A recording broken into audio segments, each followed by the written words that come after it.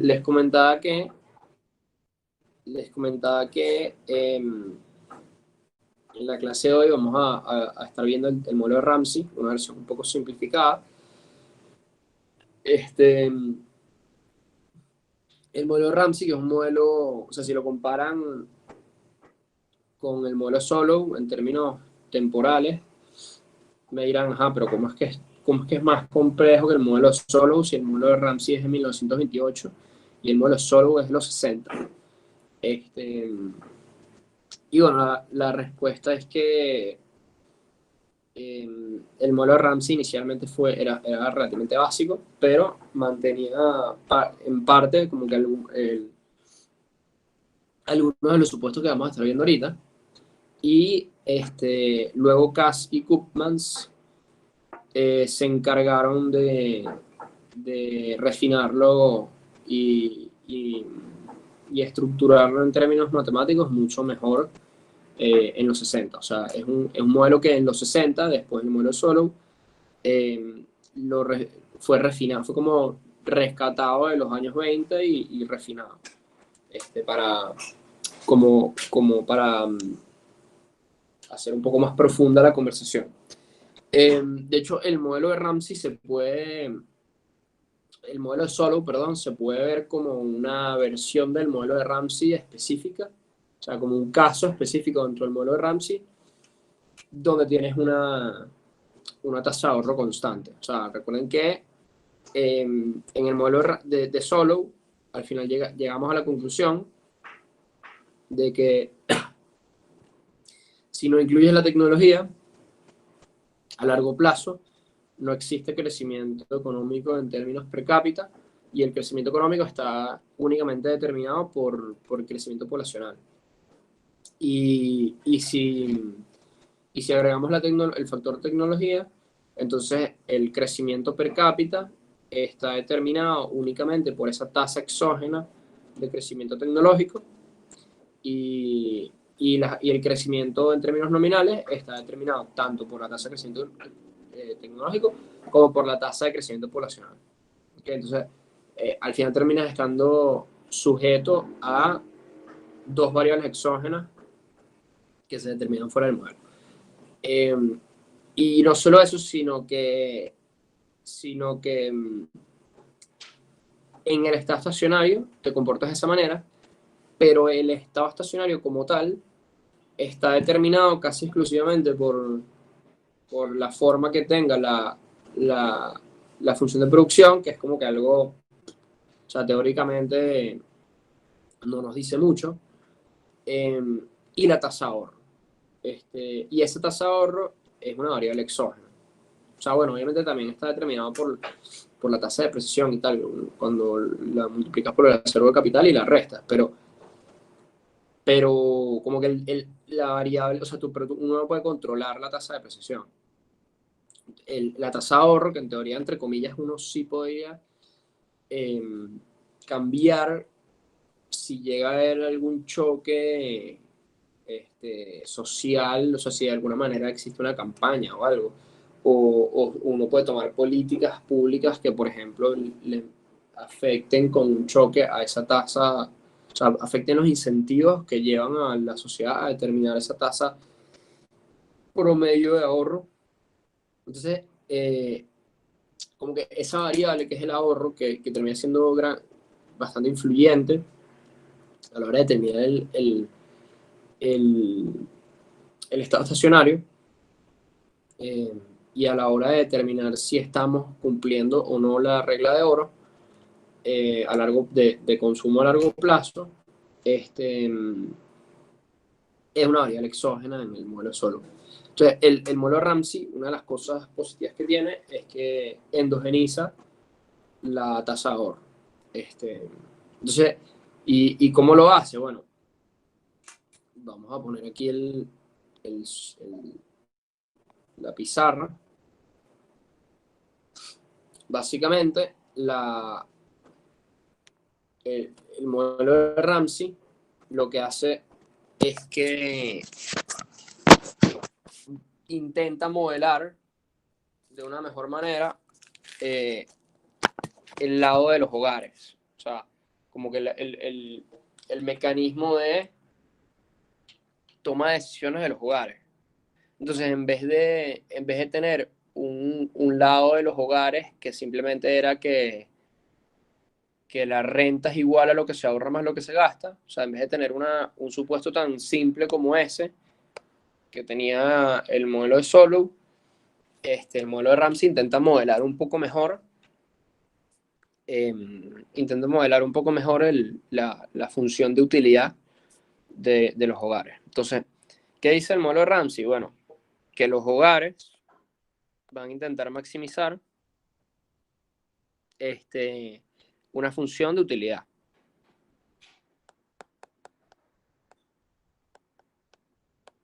¿Y cuál va a ser esa función de utilidad? Bueno, va a ser una función intertemporal. ¿Qué quiere decir esto? Bueno, que los hogares, o sea, cada uno de los hogares, por su cuenta, va a tratar de maximizar esta función y va a tomar en cuenta no solamente su utilidad hoy, sino su utilidad dentro de un mes, un año, 20 años, 60 años. Y no solamente su utilidad desde que está vivo hasta que se muere, sino también va a incorporar la función de utilidad de su descendencia. ¿Ok? Entonces, ¿qué quiere decir esto? Bueno, vas a tener como en el libro lo llaman Dynastic Utility Optimization. O sea, básicamente lo que te dice es que tú estás optimizando la utilidad, la función de utilidad de tu dinastía. ¿Ok? No solo tuya, sino la de tus hijos y los hijos de tus hijos y en so on and so forth hasta el infinito. ¿Ok? Es como... además se asume que esa dinastía, entre comillas, nunca se rompe. O sea, es inmortal. Hay infinitas generaciones y nunca para de expandirse. Y entonces tú vas a tratar de maximizar una función de utilidad que depende del consumo. ¿Okay? Esta C en minúscula es el consumo per cápita. ¿Okay? El consumo entre L, que ambas dependen del tiempo. O sea, obviamente vas a tener consumo en 0, consumo en 1, consumo en 2, consumo en temas 3, consumo en temas 4, consumo en temas 5, etc.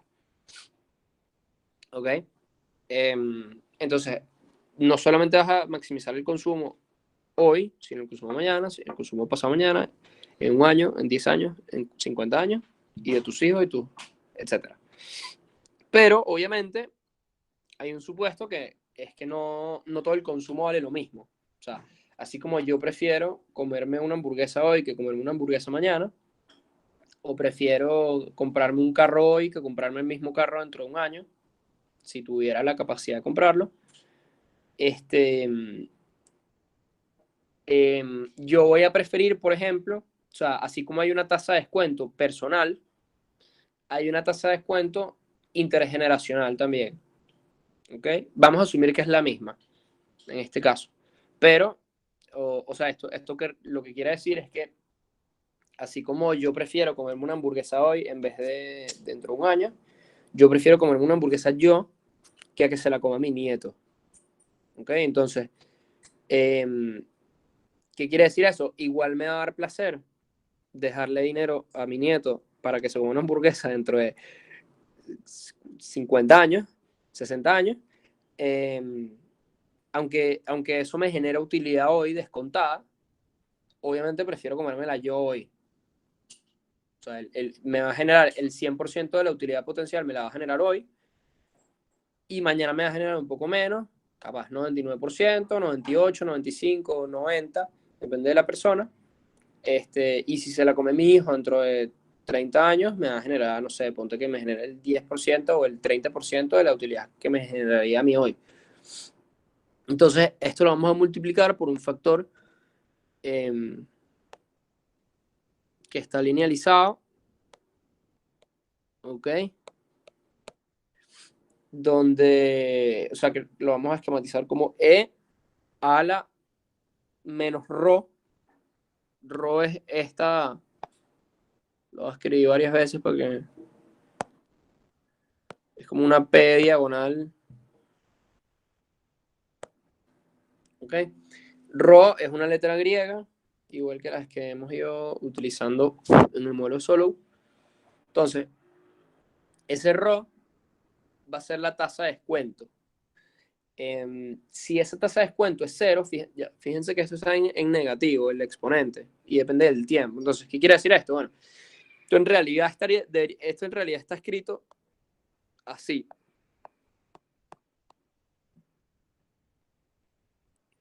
¿Ok? Como si estuviera dividiendo.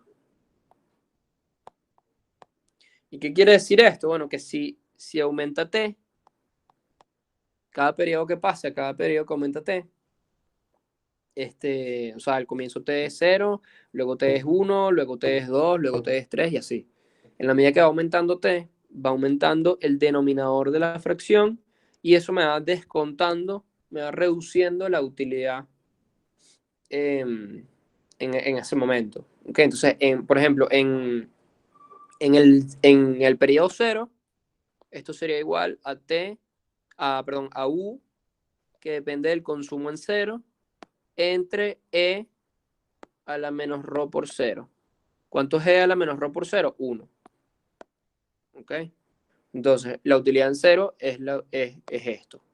En 1, ¿cuánto es la utilidad? Bueno, la utilidad que depende del consumo en 1,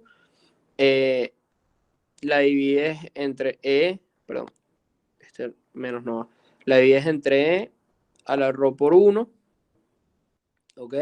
Entonces va a estar dividida por e a la rho. Y si t es 2, entonces por el doble. El doble no, pues por el exponente de e va a ser el doble.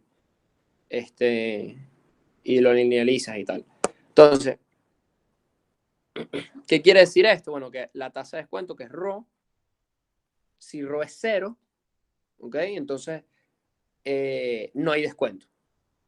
Si rho es 0 es porque yo soy indiferente entre mi consumo hoy y el consumo de mi octavo bisnieto, ¿ok? Entonces, eso no es algo muy realista. Entonces, normalmente vamos a decir que rho es un valor mayor a 0. Rho va a ser un valor mayor a 0. Entonces, puede ser 0,1, puede ser 0,4, puede ser 0,7, puede ser 2, puede ser 4. O sea, ese descuento es algo que depende de la persona. Aquí vamos a asumir que ese RO corresponde al RO promedio de los hogares en la economía. Es como el RO promedio de la economía. La tasa de descuento promedio de la economía de todos los hogares. Entonces, ¿cómo está quedando nuestra función de utilidad? Bueno, estamos maximizando una función de utilidad que va desde hoy hasta el infinito, ¿okay? Donde la utilidad depende del consumo en cada periodo y en cada periodo se va descontando por una tasa de descuento que obviamente va aumentando en la medida que pasa el tiempo. O sea, va a llegar un momento en donde simplemente ha pasado tanto tiempo que, o sea, ponte que tengamos un RO igual a 3, ¿ok? Entonces, si RO es igual a 3 y estamos ya en el día 3000, o sea, 3 por 3000 son 9000, y ya estaríamos hablando de un RO gigantesco que está descontando mis útiles, mi utilidad en el periodo 3000, y eventualmente baja en el límite. O sea, esto cumple una condición de que en el límite la utilidad, o sea, cuando t tiende a infinito, la utilidad tiende a cero. La utilidad descontada tiende a cero. Obviamente, cuando yo esté en el periodo 9000, en el periodo 3000, mi utilidad no va a sufrir ningún descuento, o sea, porque ya estoy ahí. Pero hoy, o sea, si yo hoy descuento y me traigo esa utilidad para maximizarla intertemporalmente, si yo me traigo la utilidad dentro de 3000 días hasta el presente, obviamente va a ser relativamente baja, va a estar muy descontado. Ok, entonces, tenemos una función de utilidad que depende del consumo en cada uno de los periodos, descontados dependiendo del tiempo según la tasa de descuento. Y vamos a agregarle un factor más que es que si estamos hablando de la utilidad de mi dinastía, entre comillas, entonces tengo que multiplicarla por la cantidad de personas, o sea, la estoy descontando intertemporalmente, pero por ejemplo, en T igual a 4 millones, mi dinastía se supone que no va a ser una sola persona. O sea, no va a estar constituida nada más por mí. Debería estar constituida por otras personas también. Entonces, o sea, las familias van creciendo como piramidalmente, pues. Entonces, aquí le vamos a multiplicar por un término NT. ¿Qué quiere decir esto? Bueno, va a haber una tasa de crecimiento familiar. Esa tasa de crecimiento familiar, que es N, es como la tasa de crecimiento familiar promedio del país. Va a incluir tanto natalidad como mortalidad. En el capítulo, creo que es el capítulo 9 del Barro, si les interesa, pueden ver un modelo más complejo en donde además se agregan cosas como la inmigración y tal, pero, pero bueno, vamos a tenerlo un poco más simplificado en estos términos. Entonces bueno, vamos a dejar así nuestra función de utilidad. Al final termina siendo una función de utilidad que optimiza intertemporalmente y donde hay un crecimiento de la población familiar, da una tasa de crecimiento N. ¿Ok? Si N, por ejemplo, es 0,05, ¿ok? Eso quiere decir que en la medida que va aumentando T, mi familia va creciendo en 5%. Entonces, en el año 1, o sea, en el año 0 es 0, en el año 1 es 0,5, en el año 2 es 0,5 por T igual a 2, o sea, 0,1, y así sucesivamente, y en el año 20 se va a haber duplicado la cantidad de personas. ¿Qué quiere decir esto? Bueno, que si arrancamos con que la población es 1, porque soy yo nada más, entonces en 20 años, si yo crezco una tasa de 0,05, en 20 años, y está linealizado, en 20 años, entonces se va a multiplicar por 2 la población de este hogar. Entonces vamos a hacer 2 personas. Y 20 años después de eso, vamos a hacer 4. Y 20 años después de eso, vamos a hacer 8. Y así sucesivamente. ¿Ok?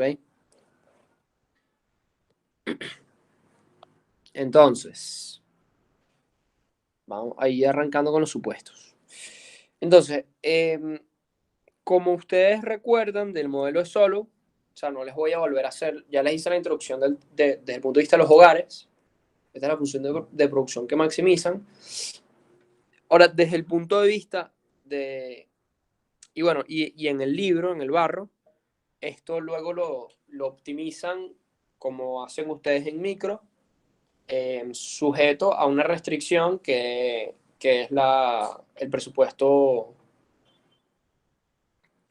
familiar intertemporal. Entonces, ¿qué quiere decir esto? Bueno, vas a tener ingresos y egresos. Los ingresos o sea, los egresos vienen determinados por el consumo que está determinado en la función de utilidad de arriba y lo vas a restringir frente a los ingresos. O sea, los egresos provienen de la función de utilidad que está arriba y los ingresos de abajo. Entonces, ¿de qué va a depender esos ingresos? Bueno, depende de los ingresos que tienen los hogares por motivo de proveer su trabajo, como L, o sea, siendo el factor trabajo dentro de la economía.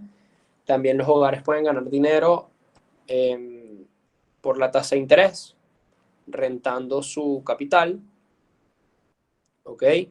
Y pueden, por ejemplo, dar créditos o endeudarse. Entonces, hay un tema ahí que lo voy a mencionar, pero no vamos a profundizarlo, que es que en este modelo los hogares tienen permitido endeudarse. Y como tienen permitido endeudarse, tienen permitido, si no le pusiéramos ninguna restricción, tendrían permitido endeudarse a perpetuidad. Porque haces un rollover de la deuda. O sea, imagínate que te endeudas por 100 bolívares en el periodo 1 y utilizas esos 100 bolívares para aumentar tu consumo en el periodo 1 en 100. En el periodo 2, en vez de pagar esa deuda con trabajo o rentando tu capital, te endeudas otra vez por la misma cantidad y ese es un rollover. Ese rollover lo podrías hacer en teoría a perpetuidad. Y entonces tu consumo en el primer periodo sería gratis. Porque estarías haciendo un rollover perpetuo de la deuda y nunca la terminas de pagar. Entonces, para evitar ese tema, además que con eso tú podrías decidir endeudarte no por 100 bolívares, sino por 100 mil millones de trillones de dólares. ¿Ok? Entonces, sería arbitrario la cantidad de dinero que te endeudas en el periodo 1 y le haces rollover a perpetuidad y que financia gratis tu consumo del periodo 1. Entonces, para evitar ese tipo de soluciones de esquina, hay como hay una restricción en el endeudamiento que lo que te dice simplemente es que, bueno, que a largo plazo tu endeudamiento neto tiene que ser cero. O tienes que estar siendo prestamista, o sea, o tu endeudamiento es cero a largo plazo o eres prestamista a largo plazo. O sea, no puedes tener una deuda, no puedes estar en rojo a perpetuidad. Eso por ese lado. Todo esto lo pueden consultar en el libro. Ok, entonces, eso por el lado de los hogares. En el libro maximizan la utilidad sujeto a esa restricción que son los ingresos de los hogares. Nosotros vamos a, a utilizar otra restricción, o sea, también van a ser los ingresos de los hogares, pero lo vamos a utilizar en otro formato, no dependiente de la remuneración del trabajo y la remuneración del capital, sino dependiente o sea, vamos a utilizar otra ecuación, y esa ecuación va a ser esta. Ok, simplemente acuérdense que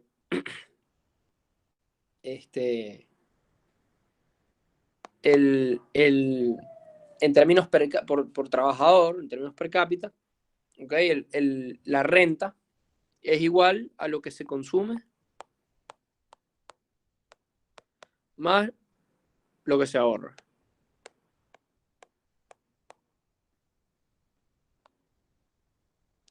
¿Ok? Y lo que se ahorra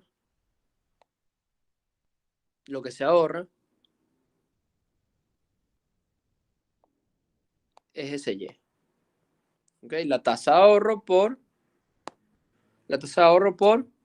la renta.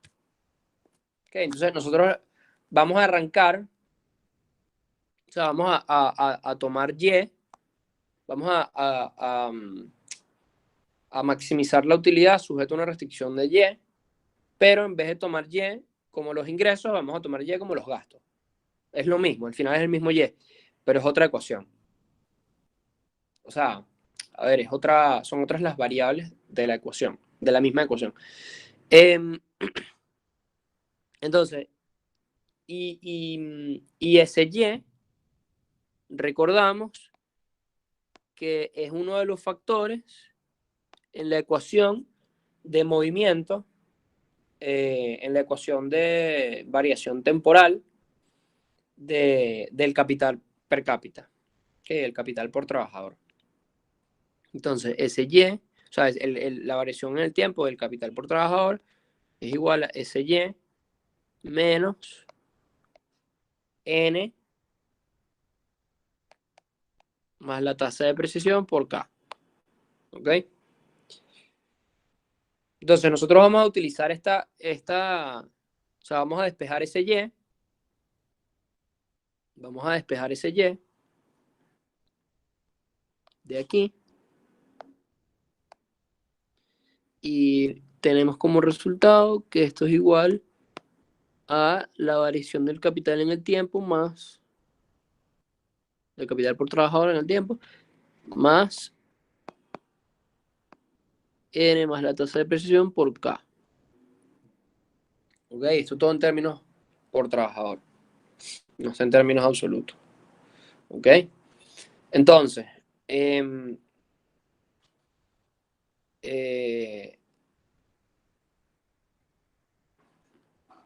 entonces, el, cuando a la hora de hacer la restricción a la que vamos a poner a la función de utilidad, finalmente nosotros lo que vamos a hacer es, mira, vamos a reescribir esto como que Y, que es igual a f de k,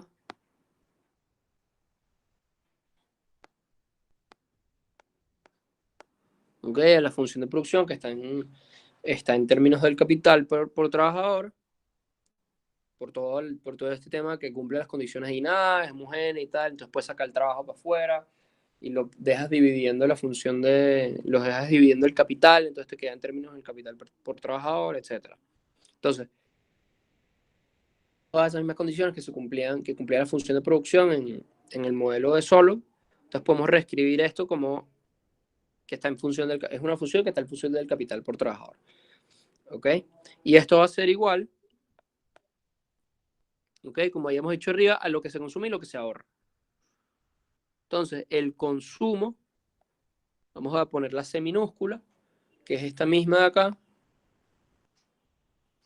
y esta misma de acá.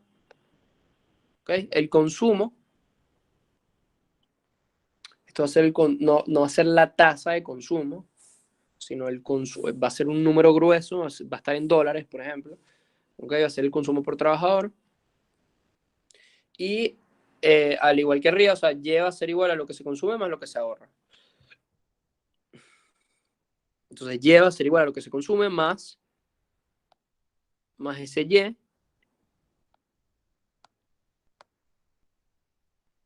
¿Ok? Y ese Y lo vamos a reescribir. Ese Y lo vamos a reescribir como está aquí arriba. ¿Ok? Entonces esto va a ser F de K es igual a C más la variación de K en el tiempo más N más la tasa de precisión por K. ¿Ok? Y de aquí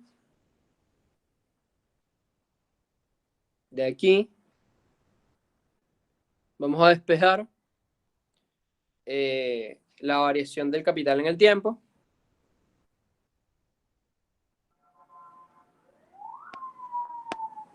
¿Ok? Y esto va a ser igual a F de K.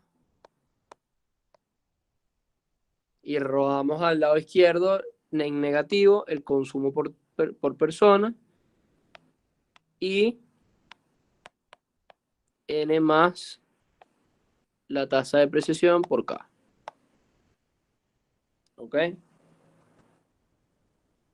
Entonces aquí vamos a tener nuestra primera ecuación de movimiento del modelo de Ramsey. Y la función de utilidad va a estar sujeta a esta restricción. ¿Ok? Entonces la función de utilidad va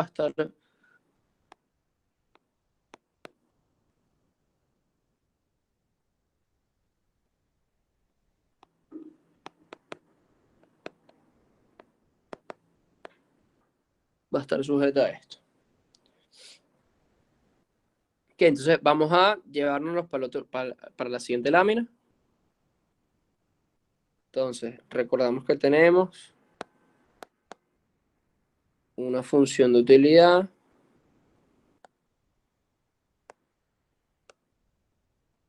que va de 0 al infinito. ¿Ok? La utilidad depende del consumo en cada uno de los periodos. Ese consumo en los periodos futuros se descuenta por ρ y hay que ajustarlo por la cantidad de personas en el futuro y está sujeto a una restricción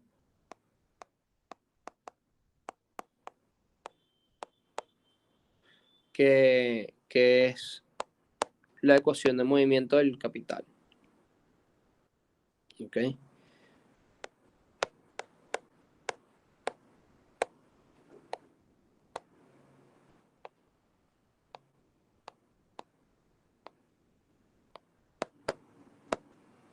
Y aquí vamos a hacer algo.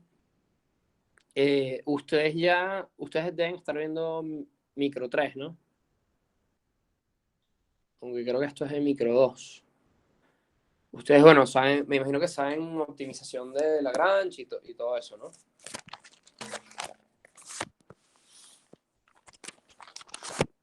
Ok, saben optimizar por Lagrange. Bueno, Lagrange, con Lagrange tú puedes optimizar funciones discretas. ¿Entienden la diferencia entre discreto y continuo, no?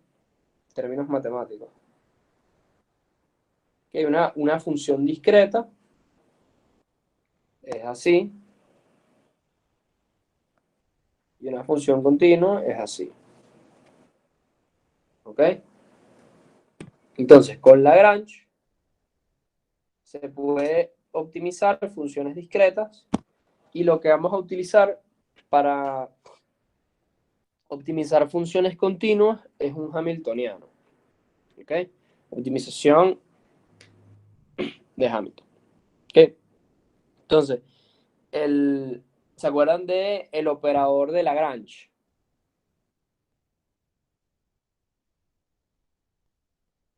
¿Les suena ese concepto? El operador de Lagrange, el lagrangiano, lambda. Exacto. Bueno, aquí vamos a usar lambda, pero de otra manera.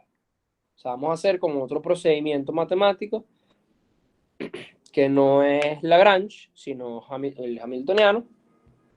Y también vamos a utilizar un operador que no, o sea, acuérdense que en Lagrange lambda no significa nada. O sea, no tiene un significado como que innato, no tiene ninguna esencia, es simplemente un operador que utilizas para el procedimiento matemático.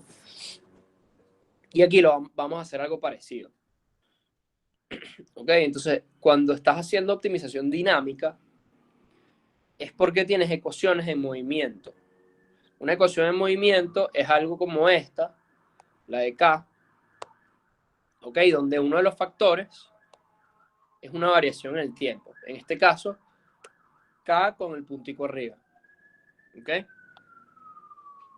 Entonces, a la hora de montar el hamiltoniano, nuestros operadores, va a haber uno va a haber como un lambda que está en movimiento y un lambda que no. ¿Ok? Entonces, ojo con eso.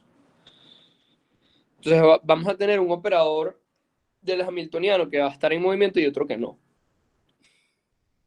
Entonces, lo primero que vamos a hacer es montar como una especie de ecuación fundamental donde vamos a decir que H, o sea, nuestro hamiltoniano, es igual a U, o sea, a la función de utilidad que está en función del consumo, por E a la menos ρ por T, por E a la N por T, ¿ok? Que es simplemente nuestra función de utilidad. Y esto le vamos a sumar el operador por K en movimiento,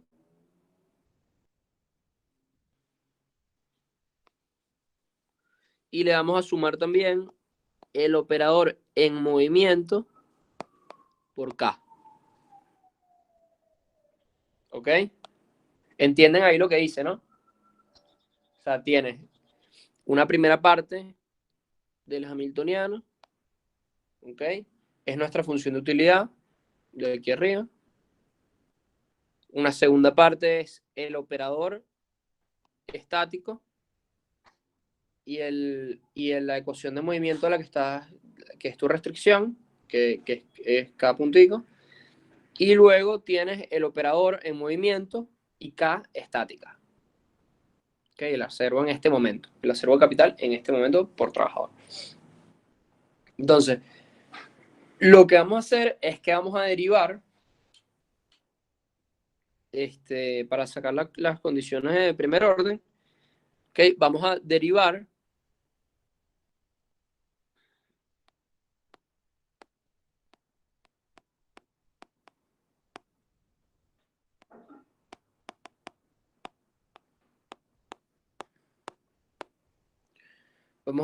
por dos cosas.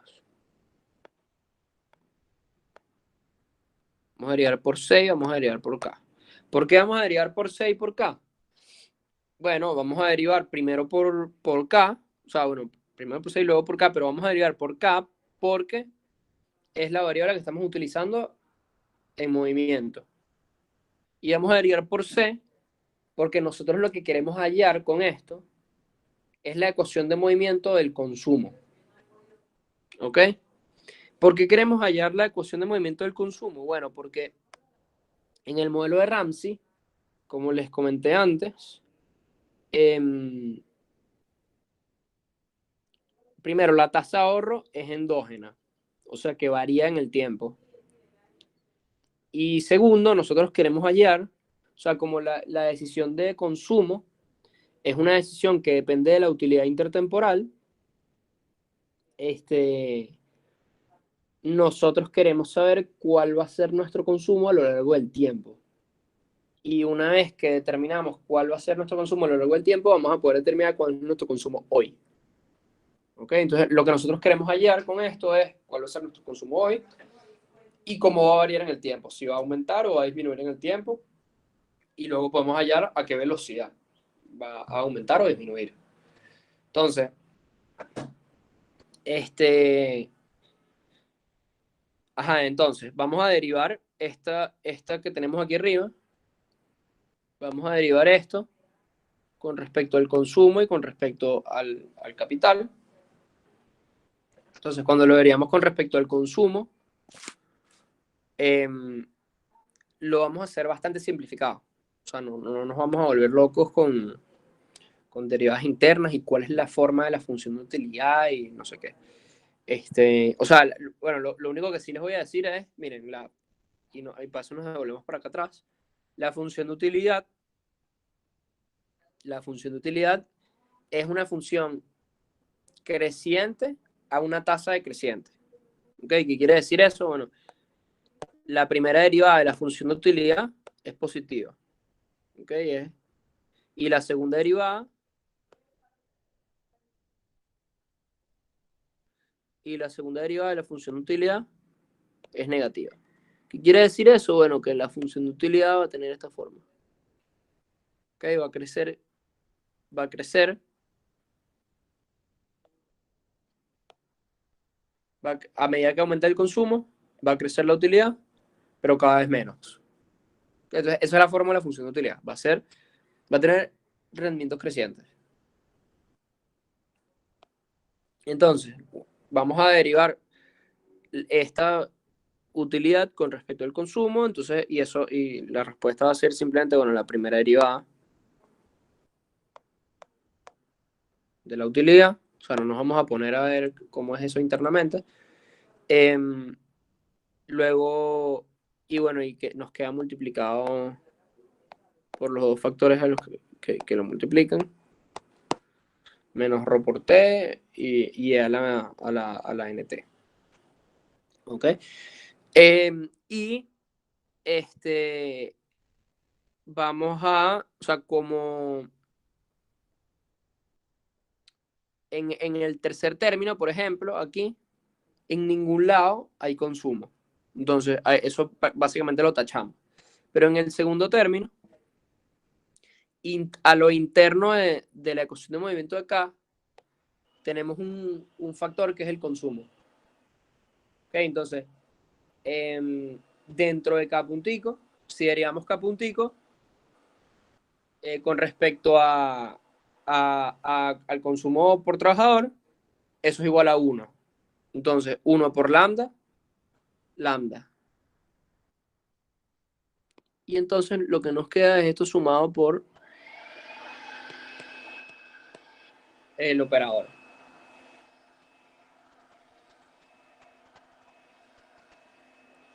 Y una vez que derivamos con respecto al capital, ¿ok? Entonces, básicamente en esta primera parte de la ecuación no va a haber nada. Y en la segunda parte, obviamente a lo interno de la ecuación de movimiento del capital, hay una derivada importante. Entonces esto va a ser equivalente a el operador que multiplica a la primera derivada que viene de acá, ¿ok? De la función de producción que depende del capital.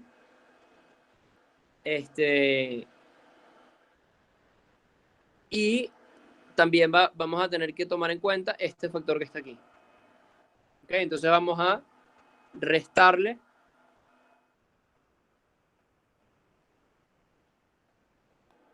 n más la tasa de precisión. ¿Ok? ¿Hasta aquí todo bien? Anthony. Normalmente no va en negativo, que es la restricción. No, en este caso no. Acuérdate, esto es otro. Acuérdense que esto no es Lagrange.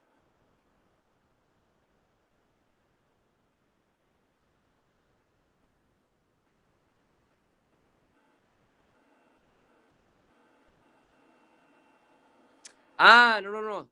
Ya, tienen toda la razón. Se refieren aquí. Claro, porque el C está en negativo. Esto es menos C. Claro, tienen toda la razón. Sí. Sí,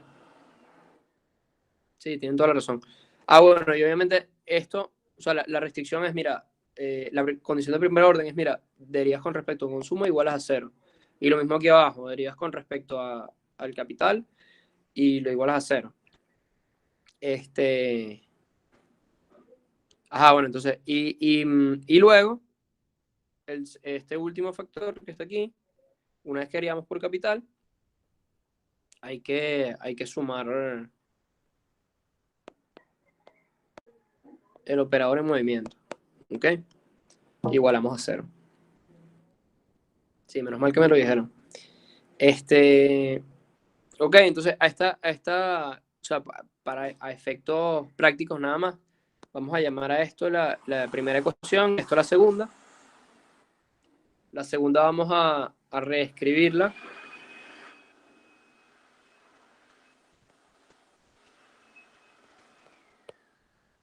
La segunda vamos a reescribirla de esta manera.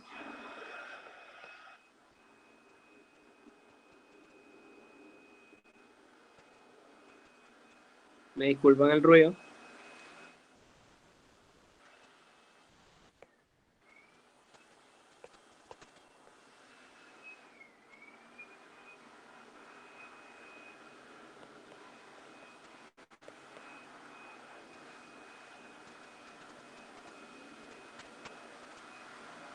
¿Ok? Y vamos a despejar de esa manera, vamos a despejar como que la tasa de crecimiento del operador, entre comillas, o sea, lo que sería equivalente a eso. Obviamente esto no significa nada. Pero ya van a ver por qué lo vamos a despejar. Porque nosotros lo que queremos hallar es la ecuación de movimiento del consumo. Y cuando hagamos y para eso vamos a necesitar la primera ecuación, esta primera ecuación. Y entonces, para hallar esto, ¿ok? sea, para hallar este factor que está aquí, vamos a tener que construir esto que está aquí. Y para construir esto que está aquí, vamos a tener que linealizar y derivar con respecto al tiempo. Entonces, como vamos a linealizar y derivar con respecto al tiempo, este operador que está aquí, este lambda, se nos va a convertir en esto, cuando linealicemos y derivemos con respecto al tiempo. Okay, entonces, para facilitar ese proceso y el despeje, una vez que lleguemos a esa parte, entonces estamos despejando de una vez. Obviamente cuando lleguemos lo van a ver mucho más fácil, pero estamos despejando de una vez como que la tasa de crecimiento del operador.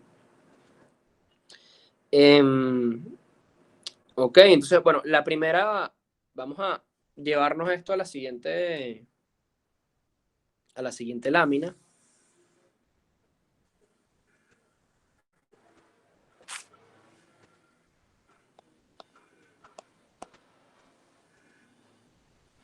Ok.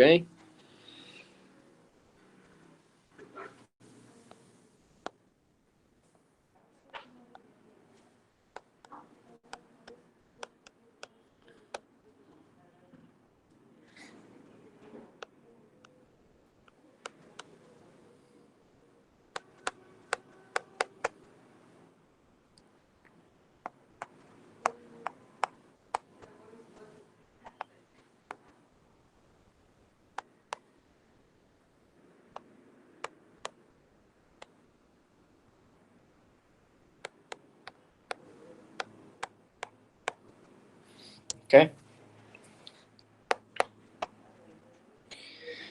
Entonces, la primera ecuación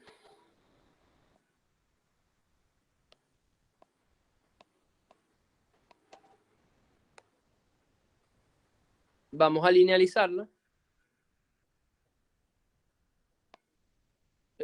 Bueno, no lo voy a volver a escribir. Vamos a linealizarla directamente. Entonces, el logaritmo neperiano de la primera derivada de la función de la utilidad menos el logaritmo neperiano de e a la menos rho por t, que es simplemente rho por t, menos el logaritmo neperiano de e a la n por t, que es simplemente n por t. ¿Okay? Y esto va a ser igual. Bueno, vamos a menos el logaritmo neperiano de lambda igual a 0. Esto lo podemos reescribir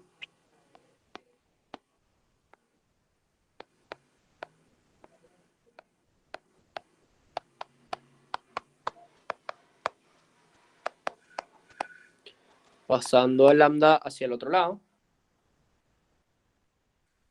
¿Ok? Y luego vamos a derivar esto con respecto al tiempo. Cuando derivemos esto con respecto al tiempo,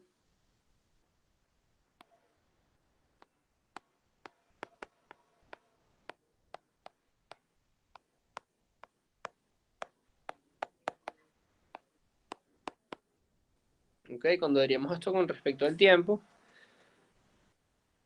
vamos a volver a hacer, vamos a volver a simplificar la derivada de u, porque no tiene sentido, o sea, vamos a simplemente reescribirlo como la segunda derivada y ya. Entonces esto va a ser igual a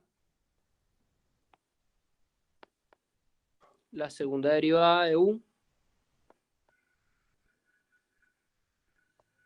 que depende del consumo, por la variación en el tiempo del consumo, entre la primera derivada del consumo, de la utilidad, perdón, menos ρ más n es igual a esta misma. Entonces, ahorita ya prácticamente podemos simplemente igualar las dos ecuaciones, ¿no? O sea, podemos igualar. Ya va. podemos igualar la ecuación 2 con esta versión de la 1. ¿Ok?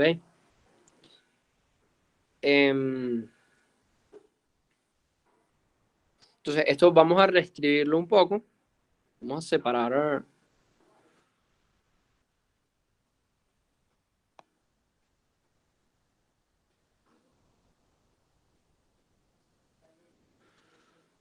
Ok.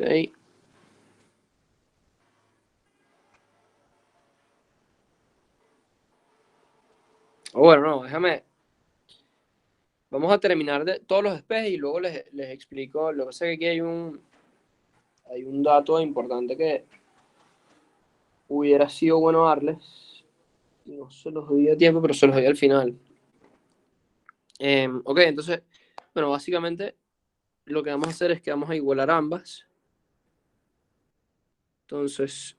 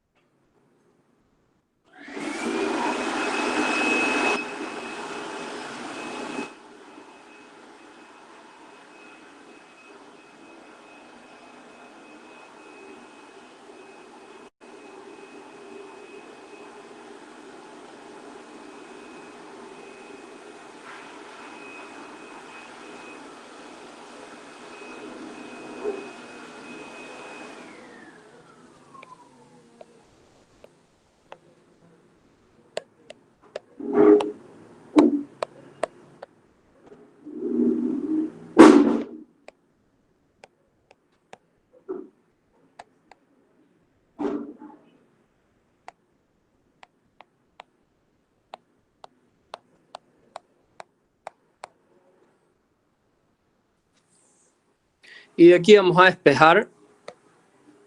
Vamos a tratar de despejar C para hallar la ecuación de movimiento de C.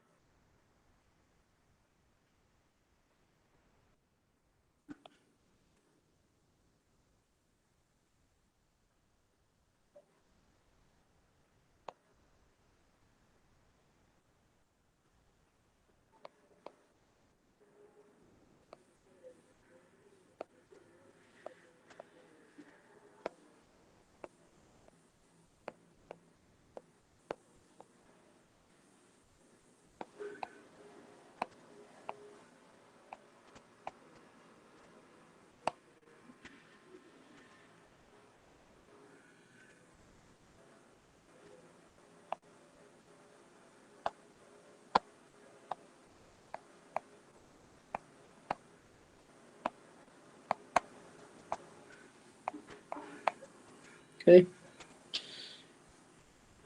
Y esto aquí que está como atravesado.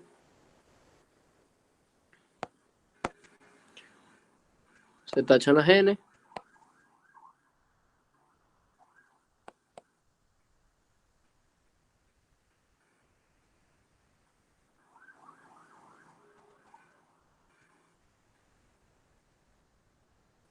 Okay.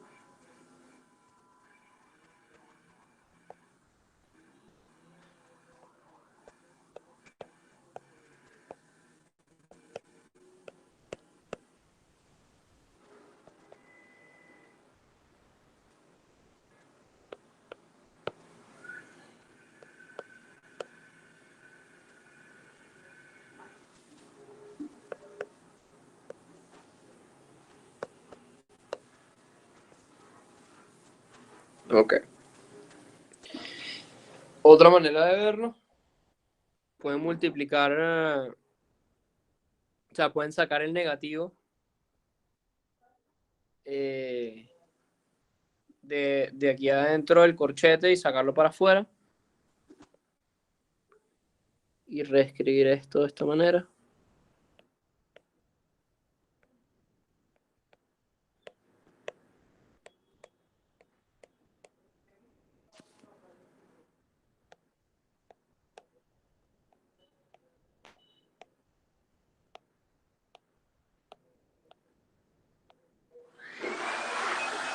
Ok. Y esta sería la ecuación de movimiento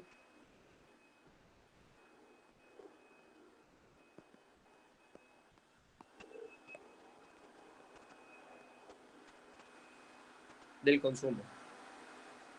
Ok, entonces podemos, ya ahora que tenemos nuestras dos ecuaciones de movimiento,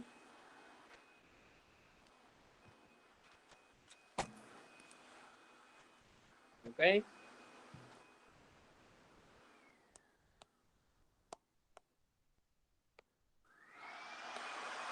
tanto la del capital como la del consumo.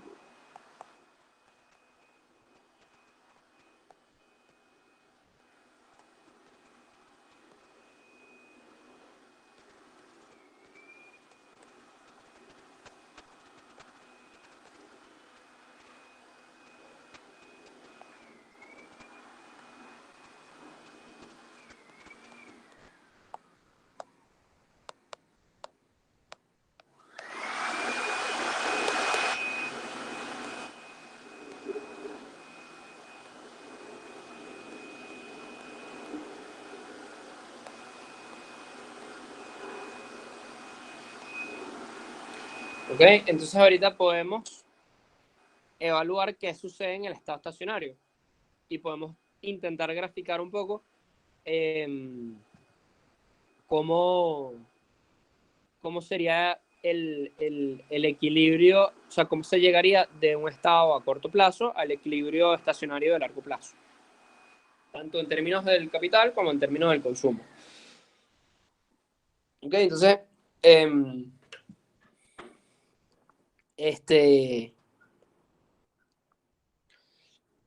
primer lugar, en el estado estacionario del capital, bueno, simplemente lo igualamos a cero.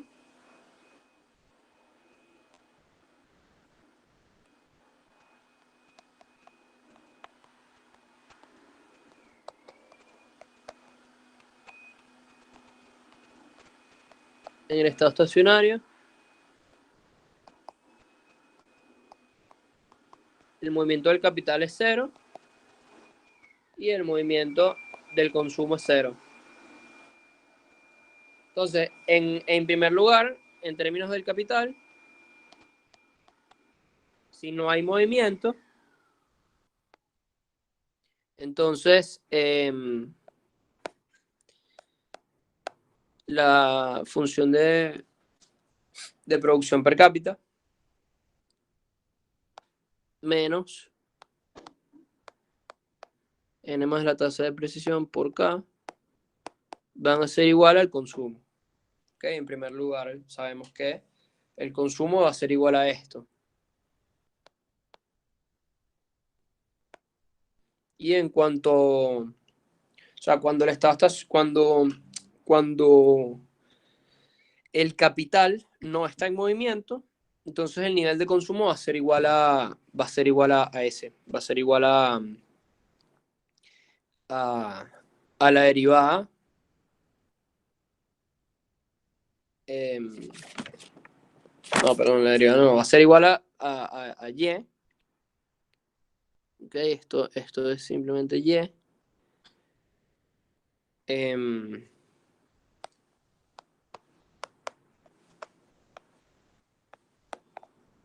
Menos el stock de capital por trabajador multiplicado por la tasa de precisión y la tasa de crecimiento poblacional. Y cuando el consumo está en su estado estacionario, que cuando el consumo no está en movimiento, es porque la parte de la derecha de la ecuación es igual a cero. Entonces, ¿cómo puede ser cero la parte derecha de la ecuación? Bueno, esto es en... esta parte es un poquito más complicada. Nosotros sabemos, por ejemplo, que la primera derivada de la función de utilidad es positiva y sabemos que la segunda derivada de la función de utilidad es negativa porque se cumple esta condición que hemos puesto aquí atrás. ¿Ok? En la medida que aumenta el consumo, aumenta la utilidad, pero a una tasa decreciente. Entonces, como la primera derivada es positiva y la segunda derivada es negativa, Entonces, este factor que está aquí es negativo. Y con el... O sea, no es cero, es negativo y con el signo negativo que tiene a la izquierda se vuelve positivo. Entonces, ¿qué quiere decir esto? Bueno, que dependiendo de lo que suceda dentro del corchete, entonces la variación en el tiempo del consumo va a ser positiva o va a ser negativa. Si, entonces, para que no haya movimiento, para que sea igual a cero, que estemos en el estado estacionario del consumo, entonces la primera derivada de la función de producción tiene que ser igual a ρ más la tasa de precesión. ¿Ok? Si por ejemplo, ρ más si la primera derivada, por ejemplo, si la primera derivada de la función de producción es mayor a ρ más la tasa de precesión, entonces el consumo aumentará en el tiempo. ¿Y por qué esto tiene sentido? Bueno,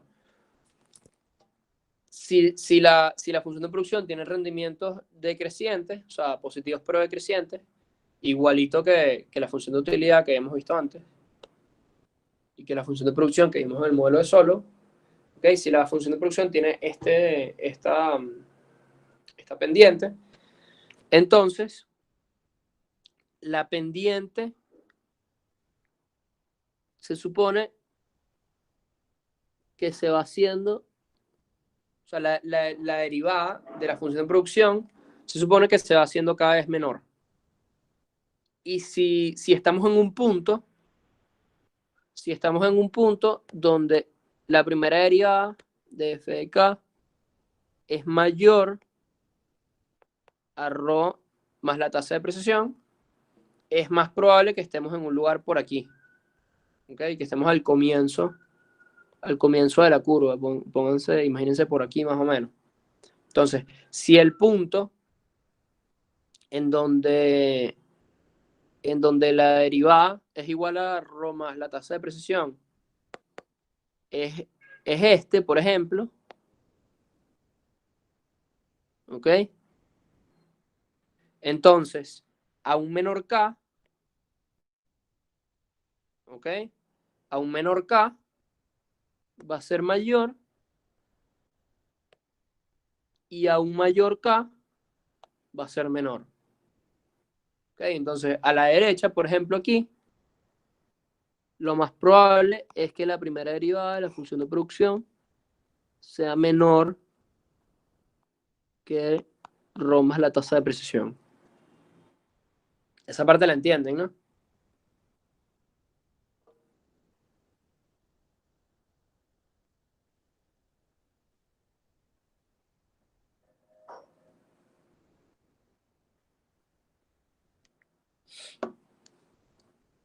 ¿Ok? Ok, entonces, sí, repito esa parte. Entonces, en el estado estacionario,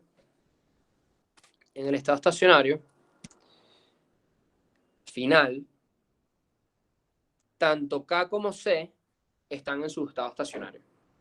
¿Ok? Es decir, no existen movimientos en el consumo y no existen movimientos en el capital. Pero ¿cuál es el problema?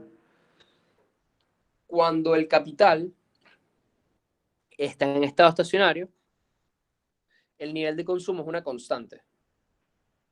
¿Okay? El nivel de consumo es este. Y cuando el consumo, es decir, si el consumo si el capital está en estado estacionario, es porque el consumo es equivalente a C, a esta C que está aquí asterisco, ¿ok? Si ese C asterisco no coincide con un punto en la curva donde el capital sea tal que la primera derivada de la función de producción en ese punto es igual a ρ más la tasa de depreciación, entonces una de las ecuaciones va a estar en equilibrio y la otra no. O sea, una de las ecuaciones va a estar en su estado estacionario y la otra no. Entonces, ¿cómo se ve esto a nivel gráfico? O sea, ¿cómo se ven las dos ecuaciones en movimiento desde un punto de vista gráfico? Vamos a intentar graficarlas y luego les enseño cómo aparece esto en el libro. ¿Ok? Entonces, si tenemos dos ejes, donde uno es la renta por persona y el otro es el capital por persona, ¿ok? Intentamos graficar la primera ecuación, donde está en el estado estacionario el capital, y el consumo por persona es igual a la función de producción menos la depreciación del capital, menos n más pues, la depreciación del capital,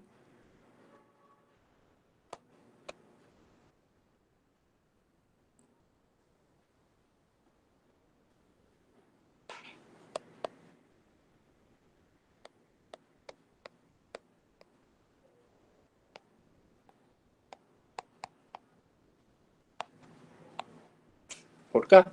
¿Ok? Entonces, esto lo podríamos graficar, como habíamos hecho con el modelo de Solow, en dos términos, dos curvas. ¿Okay? Una primera curva, que es la función de producción, ¿ok? Y una recta,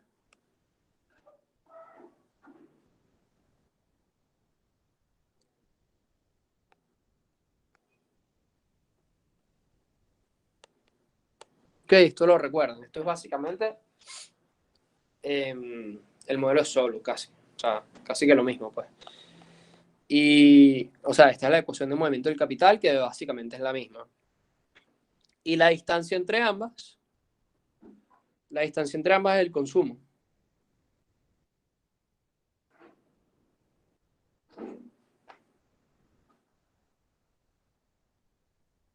¿Ok?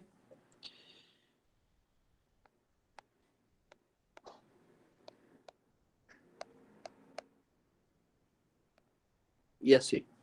¿Ok? Y el resto de la distancia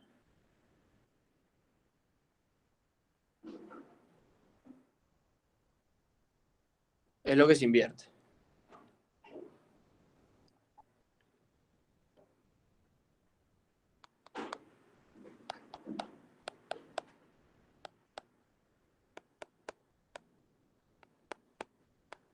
¿Ok? Asumiendo que, bueno, que todo lo que no se consuma se ahorra y que lo que se ahorra se invierte.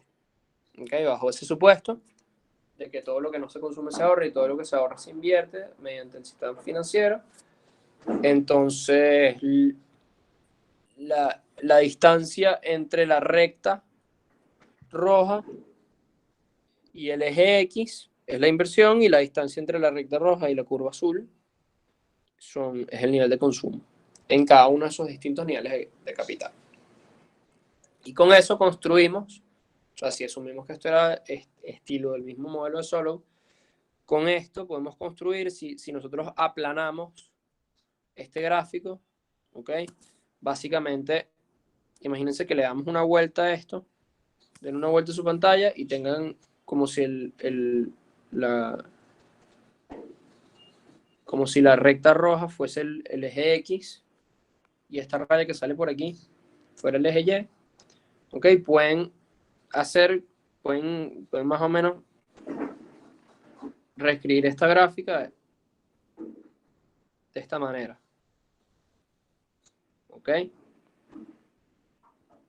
No sé si lo ven. Y entonces,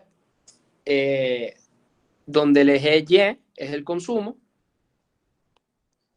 ¿Ok? Y el eje X es el nivel de capital. ¿Ok? Entonces, lo podemos reescribir.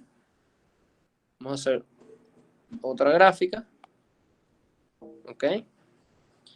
Y lo podemos reescribir así. ¿Ok? Tenemos esta ecuación de movimiento.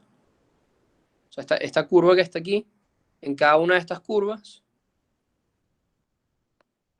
en cada uno de los puntos de esta curva, el capital va a estar en estado estacionario, igualito que en el modelo de Solo. Ya, disculpa, ¿qué es un valor absoluto? ¿Cuál es la pregunta?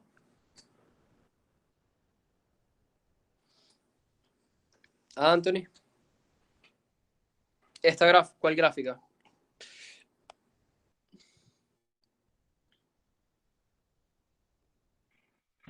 Ah, profe, ¿me Sí, escucha? sí.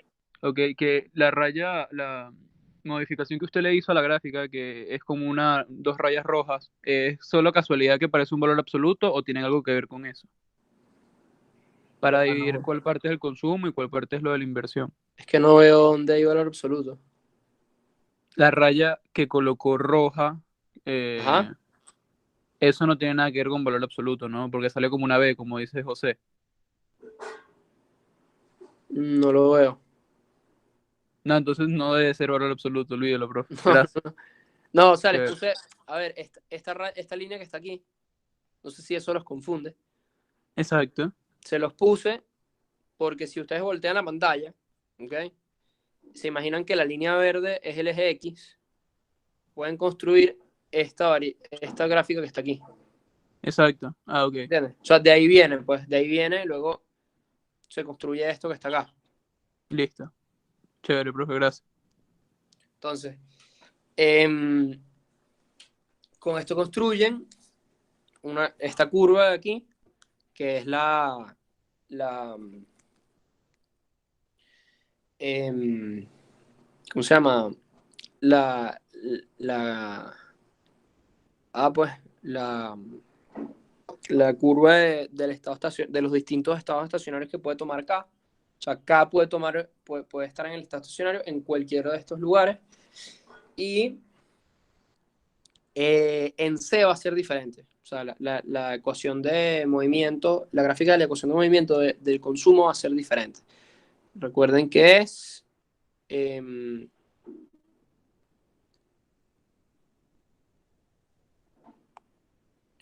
recuerden que la ecuación de movimiento es cuando C está en estado estacionario, ¿ok?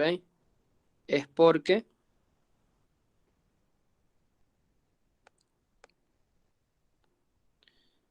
se da esta ecuación de aquí, donde la derivada de la función de producción es igual a ρ más la tasa de precisión, ¿ok? Y esto se da, o sea, nada más hay un nivel de capital en donde esto se puede dar. O sea, nada más hay un nivel de capital, como ρ es una constante y como la tasa de precisión es una constante, entonces nada más hay un nivel de K que, que permite una equivalencia entre su primera derivada, la primera derivada de la función de producción y ρ más la tasa de depreciación. ¿Okay? Y ese nivel eh, que permite el estado estacionario en C va a ser más o menos por aquí. ¿Ok? ¿Y por qué lo hago más o menos como a la izquierda del centro? ¿Por qué está a la izquierda y no a la derecha? ¿O por qué a la izquierda y no en el centro? Bueno, porque más o menos en este punto que está aquí, vamos a tener el máximo, más o menos en este punto que está aquí, vamos a tener el máximo, que sería como K-Gold, si tuviéramos si estuviéramos en el modelo de Solow, ¿ok? Pero no estamos en el modelo de Solow. Entonces, como no estamos en el modelo de Solow, no vamos a tener una tasa de ahorro que permita una tasa de ahorro que sea constante en el presente y en el futuro, que permita una, ¿cómo se llama? Eh, que se cumpla la regla dorada, o sea, que equipare el consumo del presente y del futuro, sino que, bueno, vamos a estar en un punto relativamente ineficiente porque tenemos una tasa de descuento del consumo futuro, y como tenemos una tasa de descuento del consumo futuro, vamos a estar ahorrando menos en el presente. O sea, es decir, como tenemos una tasa de descuento del consumo futuro, como existe RO, ¿okay? Como RO existe, entonces nosotros vamos a preferir el consumo hoy que el consumo mañana. Y como vamos a preferir el consumo hoy que el consumo mañana, entonces vamos a estar sobreconsumiendo un poco. O sea, no va a ser, primero no va a ser posible, o sea, la existencia de RO hace imposible que estemos casi que imposible que estemos del lado derecho, o sea, porque no va a ser muy difícil que exista un caso en donde se dé un sobreahorro como los que sí eran posibles en el modelo de Solow, donde tú estabas constantemente ahorrando como el 90 y pico por ciento de tus ingresos, y entonces estabas creciendo muchísimo, pero siempre estabas subconsumiendo. O sea, estabas subconsumiendo a perpetuidad. Eso ya no es posible acá. Entonces, como existe RO, eh, vamos a preferir el consumo hoy que el consumo mañana, y vamos a estar consumiendo en un punto eh, donde el rendimiento marginal del consumo es relativamente menor, porque vamos a estar consumiendo más en el corto plazo, o sea que nos vamos a estar acercando como que, si esta es la curva de utilidad y consumo, vamos a estar como que más hacia la derecha en el corto plazo, vamos a estar consumiendo más en el corto plazo, eso nos genera relativamente una menor utilidad marginal, una menor utilidad marginal al final, y, pero bueno, no nos importa porque, bueno, porque simplemente yo valoro, hay una tasa de descuento del consumo, pues yo valoro más la utilidad hoy que la utilidad mañana. Entonces no se va a estar cumpliendo la regla dorada, pero vamos a tener una regla dinámica de optimización del consumo, ¿ok? Este, no sé si prefieren que dejemos hasta aquí la clase hoy y sigamos con, con las partes más rudas el viernes, o si quieren terminar este tema hoy de una vez. En el libro, la gráfica, o sea, comenten ahí lo que prefieran. En el libro, la gráfica la van a ver escrita de esta manera. No, o sea, no, nada fuera de lo común, pues, no, tampoco va a ser una locura, pero, o sea, faltan unas partes todavía un poco densas que probablemente sea mejor terminar de verlas el viernes con más tiempo, pues. En el libro lo vamos a ver de esta manera. Fíjense que en el estado estacionario nada más hay un posible nivel de capital y nada más hay un posible nivel de consumo. ¿Ok? En el estado estacionario, el nivel de capital está por debajo de K-Gold. Bueno, ok, entonces dejamos la parte que viene después de esto para el viernes. Igual estén pendientes porque, bueno, tengo entendido que ustedes tienen quizzes todo, casi que un viernes sí, un viernes no, entonces no sé cómo estarán de tiempo. Y eso, y lean más, o sea, lean el libro, terminen de leerse bien el capítulo 1 y lean parte del capítulo 2. Ok, y bueno, y la clase que viene entonces también les explico por qué porque fíjense que hay unos equilibrios acá que son divergentes, o sea, unos desequilibrios que son divergentes y unos, dice que ninguno de estos desequilibrios los lleva al estado estacionario, pero hay un path, un saddle path, donde sí converges hacia el equilibrio. Entonces, bueno, esa parte mejor se la explico el viernes. Y, y bueno, y vemos todo el resto de los detalles y las lecciones que podemos tomar del modelo. Entonces, bueno, vamos a dejar hoy el modelo simplemente en cuáles son los supuestos y cuál es la derivación. Y el viernes vemos las lecciones y los detalles que faltan y un par de derivaciones que faltan. ¿Alguna pregunta?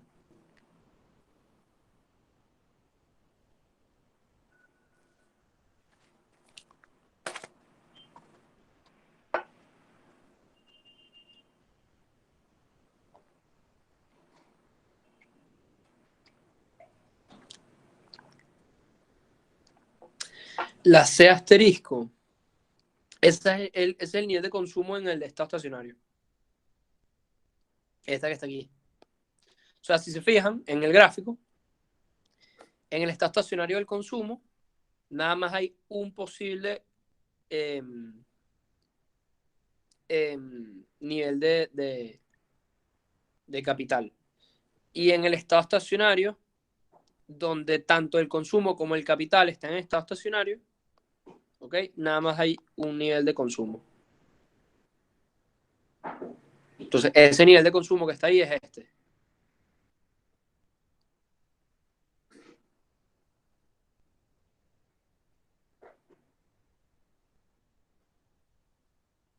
Ojo, hay varios, o sea, en la medida que varía,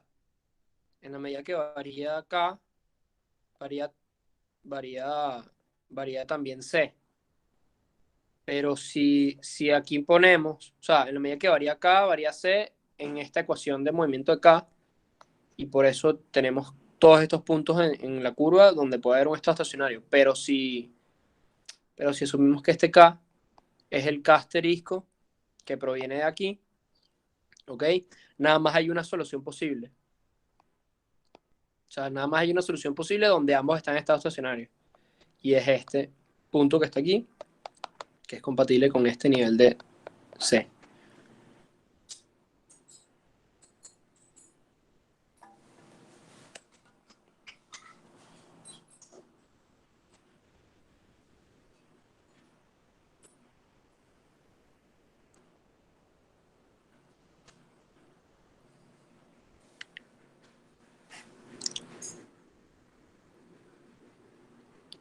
No. K-Gold, si se recuerdan desde tema 1, en el modelo de Solow, K-Gold es... acuérdate que Gold viene de la regla dorada.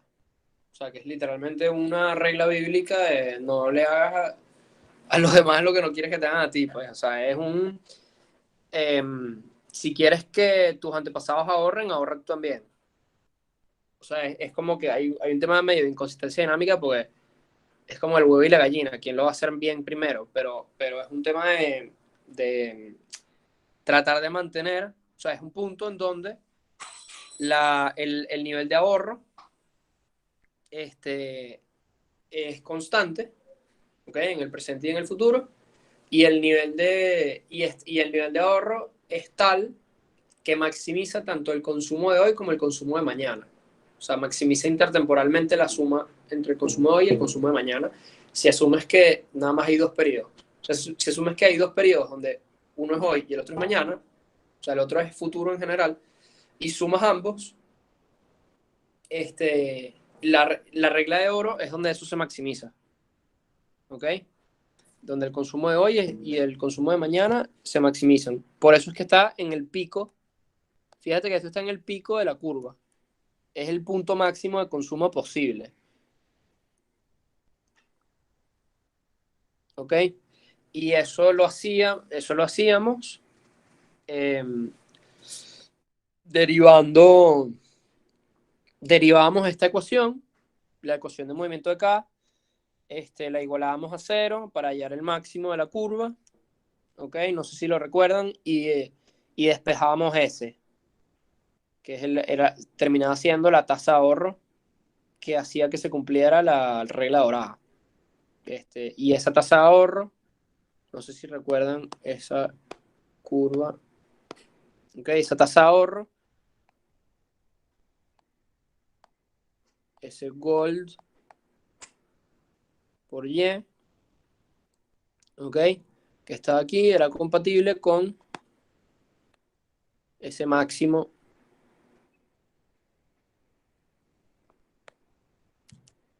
¿ok? En el nivel K-Gold, en el nivel de capital. O sea, ese nivel de ahorro era compatible con un nivel de capital en estado estacionario que hacía que se cumpliera la regla dorada, que es un estado estacionario que es óptimo a nivel intertemporal, donde ni en el presente se sobreconsume, ni en el futuro se subconsume. ¿Okay? Entonces, si tú comparas el estado estacionario, que nada más es posible un estado estacionario, o sea, de largo plazo, donde tanto el consumo está fijo como el capital está fijo, ¿okay? Nada más hay un punto en donde ambas curvas de movimiento se cruzan y es este punto, ¿okay? Que es compatible con K asterisco y C asterisco. Y si te fijas, el C asterisco del modelo de Ramsey está por debajo de K Gold del modelo de Solow. ¿Y por qué eso es así? Bueno, por lo que les mencioné de la tasa de descuento.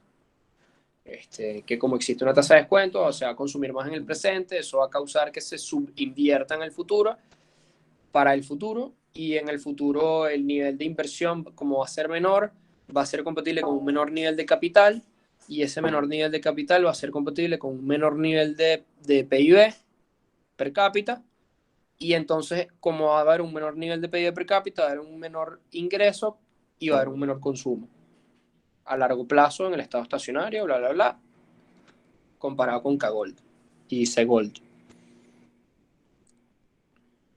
O sea, fíjate que C-Gold estaría como por aquí, pues.